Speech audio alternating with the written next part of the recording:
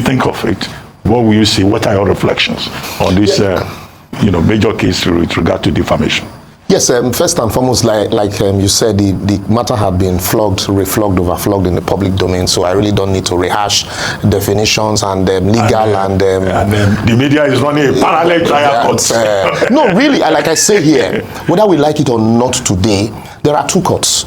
The court of law and the court of public opinion. Mm-hmm. The court of law, those called to the bar will do the business of law in the courtroom. But in the court of public opinion, whether those court to restaurants, court to anywhere, discuss the law. You can't stop them from discussing the law from their perspective and even passing judgment. Mm-hmm. So one has to be very careful in our society today, considering also because of the lack of confidence in the institution. So you can't excuse that away. It's happening. That's the new normal today in the world, really. It's always been. It's not the new normal. Always been. Yeah, it's always been. But before now, you could say only the media could discuss it. Yeah. But today, anybody that has a phone can discuss it. Even if you don't have a phone, people. Yesterday, I was in a court in Ijebu. It was what we discussed all through while we were waiting for the court to sit. So anybody can. Whether the media will always be accused of running a parallel court. It is any matter that is trending. You don't expect the media not to talk about it. They will always talk about it. But that said, I've always said it that I like the move that Peter Obi had, taken to see how we can mend fences. But I also like the fact that you can't ask a man who is in chains to come negotiate. He'll be negotiating from a point of weakness. There's need to create a level playing field because you never can tell. Section 377 says that truth is a defense to defamation. And so you don't know the evidence that the man on the other side has. Even if you say, oh yes, he doesn't have. But he might have. So just give him the benefit of doubt. You can always refile. So if you withdraw the suit and say, okay, the charges and say, okay, since others have decided to mediate, I think I completely agree that you don't ask a man to go plead guilty when he insists that he's on his right, even though you're on your right. That I think the best way forward should be let all parties sheathe their sword for now, and then since the others like Peter Obi, Obasanjo, Bishop Kuka had stepped into the matter, let them explore that possibility of mending fences, and let's see. If at the end of the day, they are not able to achieve that, then parties can go back to their gunpowders and let the gun start blazing. That's my... Your start. Okay, so let me go to Mr. Farotimi's statement where he says that the case against him be withdrawn first as precondition for his apology. What do you make of that? Do you think that should be, does he have merit? Not only does he have a case to answer in Ekiti, now he has a case to answer in Abuja, in Oyo, and perhaps even more will come as the days progress. But do you think that that's a fair deal? At least the first instance, withdraw the case against me, and then I will apologize. That's basically what I'm saying. It is good that he is also ready to, mediate. Because really, the cases, like you said, more will come. Yeah. And no matter how worthy you are, I don't think you want to, be jumping from one court to another. Because for a matter like this, it becomes a matter at large. Depending on where the complainant is, he can decide to sue in Sokoto, in Zamfara, in Delta. So you wouldn't want to be jumping from one state to another or hiring lawyers to defend you, all over the federation. So I like the fact that he's ready to mediate. But like I said, okay. Let me just come in because it doesn't seem to be happening. It looks like the case is getting hotter, and that's why, because only recently we heard that an Abuja court has ordered that the books be seized and even proceeds and all that. So to how possible, or is that a reality? The first step is the big masquerade in the room. Chief Afe Babalola is saying. So if the whole issue revolves around Chief Afe Babalola, every other those mentioned are ancillary to the main issue. So if the issue of the Peter Obi and Co had gone to visit him, if that is done and done successfully, I think others can, be handled. But like I said, it is also I can completely agree that the charge, first and foremost, should be withdrawn, so that you give him also a level playing ground to negotiate. My professor in school those days, late Professor Iboni, used to say that you don't negotiate with a man in prison. That for him, Abiola negotiating from prison the terms of the June 12th election was a no-no for him. That the first he could have done would be allow me go home, consult with my people, and then I come with my team. But negotiating from, it's like, you don't even have the strength to negotiate. So I agree with his position on that. But I also agree that it is a matter that he wouldn't, no matter the strength, it's not something I would encourage him to go the whole, hog of jumping from this court to the other court. Because apart from this, if you look at the issues clearly, there are also elements of contempt ex facial. So those ones are still courier. Contempt away from the face of the court. From the face of the court. So either in Lagos or in Abuja. Yeah. So all of those are still away from the issues. So I think the best step should be to really find the middle ground.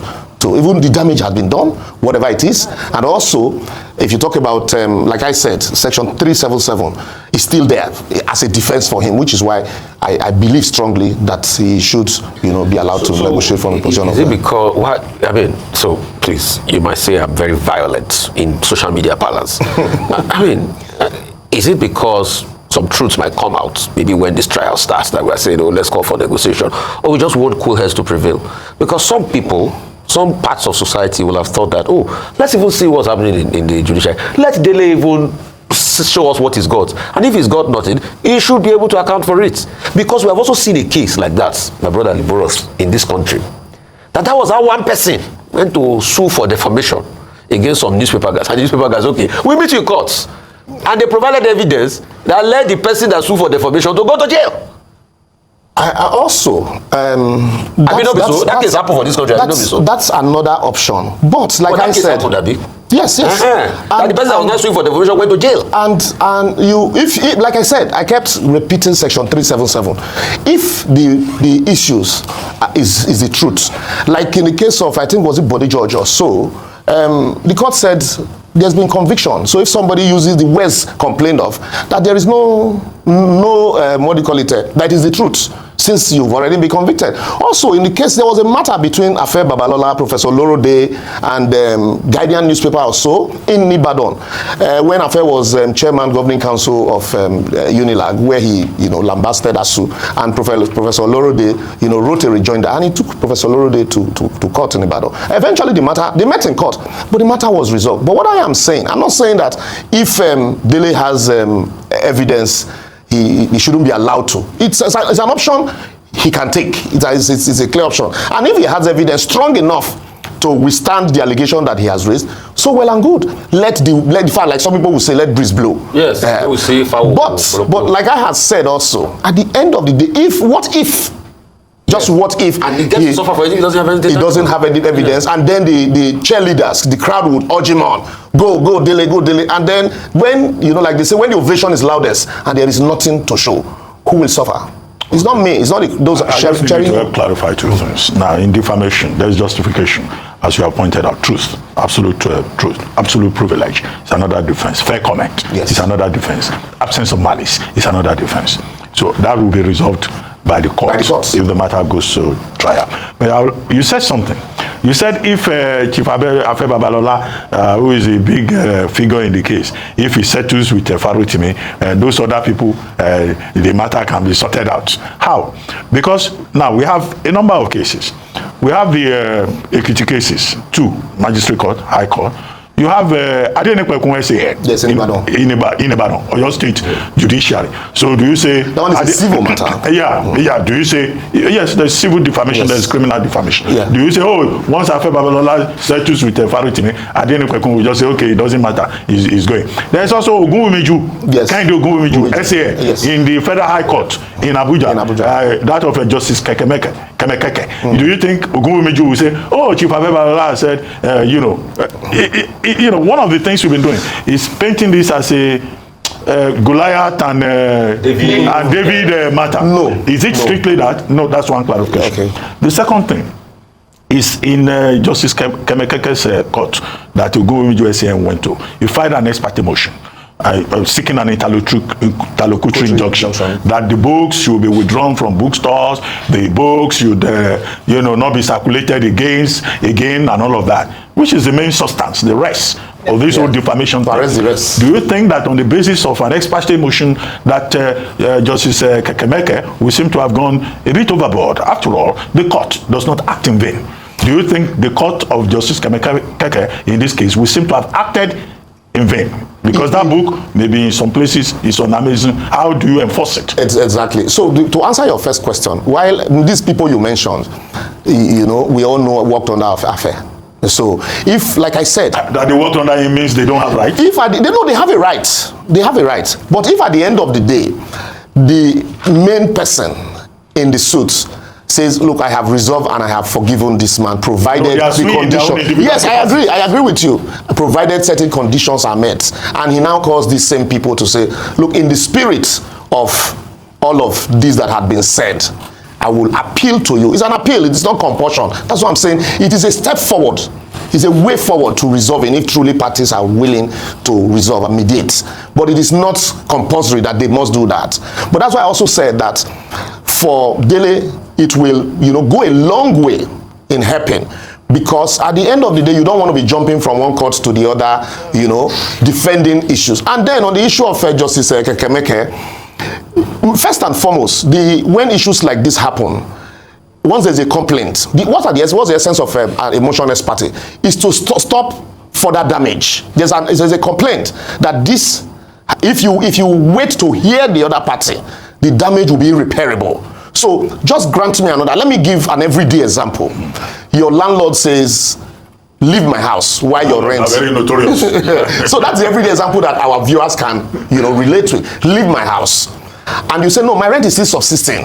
He says, well, don't worry, I will remove the roof. Now you build house for me. And so the man brings carpenter. You rush to court and say, look, court, please grant me an order. The carpenters are already on my roof. If you wait to call the landlord, the deed would have been done. In fact, they remove one section. So that's what is happening here. That's meant for urgent. Urgent. In this case, what is urgent in this case? In this case, for a book that is gone. That's what I'm coming there. In this case, the book had gone already and it's still going.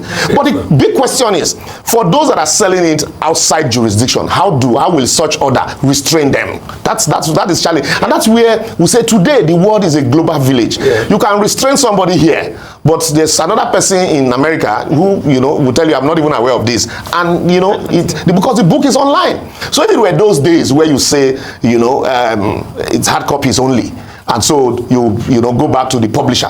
In this case, the book is even self-published. So you say the publisher should be restrained because in most cases you even sue the publisher. But in this case, the book is self-published. So that ex parte order would, act, maybe midway because the horse had already bolted. Right. So that's the challenge there. But like Nigeria, so that it doesn't look as if the court would answer Dr. Bazi's question. No, you are doing like a lawyer. Lawyer, you will do color. No, you are doing like a lawyer. The question he asked is direct. He said, was that ex parte necessary? What was the urgency of giving that ex parte in the first place? No, it is. He's questioning the bona fide of that ex parte. No, it is necessary. It is necessary. How? It is now there is an ex parte on application, because if you say because the horse has bolted and so allow it to consistently bolt, so you also deny justice to the person who is alleging that he's been defended. But you don't know. Maybe Dele Farotimi has evidence to back up that is why. So why don't you just listen to his side before you give a quick ex parte? That is why there is an ex parte. No. The way it works with is when you file an ex parte application, there's also what we call a motion on notice attached to the ex parte. Ex parte, that's why they tell you an ex parte is interim, pending the hearing and determination of the motion on notice. So once you file an ex parte, the ex parte is to ensure that the rest is protected. And then you now say, now I've granted ex parte, stop what you're doing, come and answer to this claim. So if you come to court and then Dele is able to show that the ex parte was in the first place, there was no need to grant it, then because the court will always hear him. But you don't say, because in some cases, the court will say, well, these issues have been defeated and so put the other party on notice. But in this case, it's a book and the man felt, I have been defamed, I've been libel, and if you say put him on notice, the book is still selling. So even though there are areas that book had gone to that you can't stop, but for the area you are in, there's need for the court to act, to defend, to protect, pending when you call the other party to or put him on notice. So it is not that once you grant ex parte, you will not hear the other party.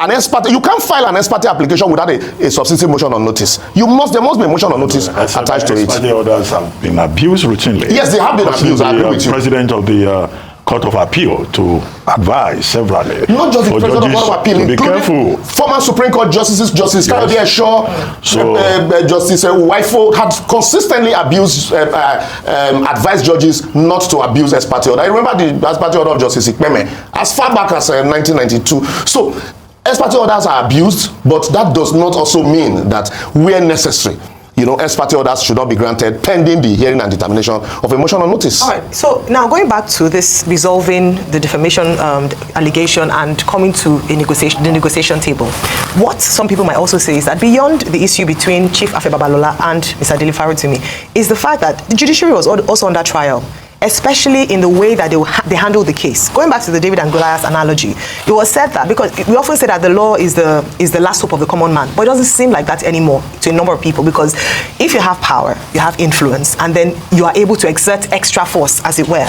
How about that other part? If we settle, yes, Mr. Farotimi goes, Chief Afe Babalola is appeased, but how about the spotlight on the judiciary? Because this is just one of many other cases that could happen. Could it mean that if a common man does something, if you have influence and power, you can exert that much, and then there's no sense of justice for a lot of people? If you go back to the fact of the matter, whether the matter at the Supreme Court now, and that the application to correct the error in the judgment, for me, was it out of place? We all apply to court to correct errors. Even application, you can even bring an application to amend claims.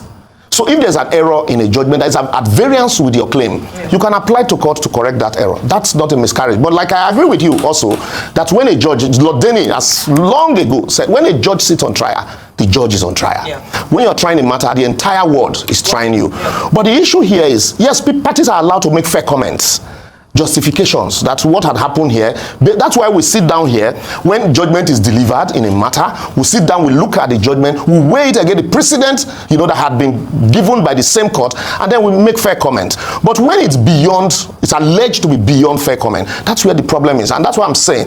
Yes, this is consistently, it's always been trial for judiciary and the society at large. And also, I would also think that, because Justice Kayode Shaw once said, behind every allegation of bribery against a judge, there's a senior advocate who is a conveyor belt. Mm-hmm. But he didn't mention names. That's a fair comment. That's allegations that there is some person, because I also said that when you accuse judges of granting other frivolous orders, you also need to accuse lawyers who file the application, because judges don't file application. It is a lawyer that filed the application. So I think this should be a learning curve for the society to understand that, look, if you do not self-censor or self-check yourself, today it is Dele, tomorrow it can be somebody you don't even know. Dele might have or might not have. Somebody can decide to say, okay, look, you know what, based on what had happened, I want to do, an investigative reportage on this issue and see what I can bring out. In this country, we've seen where judges, remember Justice Pendigi, allegations between judges and the newspaper, was it the news those days, allegations of conversations, and the NJC sat on the matters, and senior lawyers were disciplined, judges were dismissed. Okay, so I think going further, one of the other things that I wanted to bring out was the fact that maybe we should do like what was done in Ghana by a journalist called Anas. And I'll tell you what Anas did. I know what he did. Anas broadcasted a Ghanaian movie live in the cinema, which was secret recordings of judges all over the country collecting bribe, and it was played right there in the cinema with real actual evidence.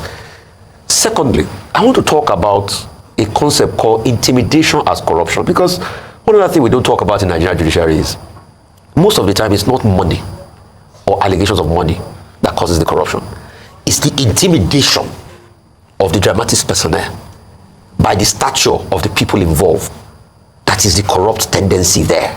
Bufai, in every society, no matter how fair that society is, there are certain persons who has paid their dues in certain fields.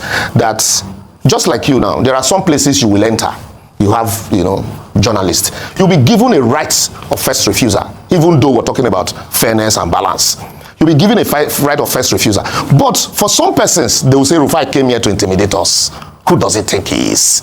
But because of what you have, you have paid your dues. Also, in practice, It happens. Law is a profession of precedent. I get to court. Why do you think some of us do no longer enjoy going to court over, small matters? Because you get to court, your junior, no, not big boy, your junior, who's a senior advocate, will get to mention his case. He walks into the court, he will mention his case, and he will walk away. While your number is number 46, you will be there in court till maybe 3 p.m. And, that's, for you, you have other things to do in the office, but you're there.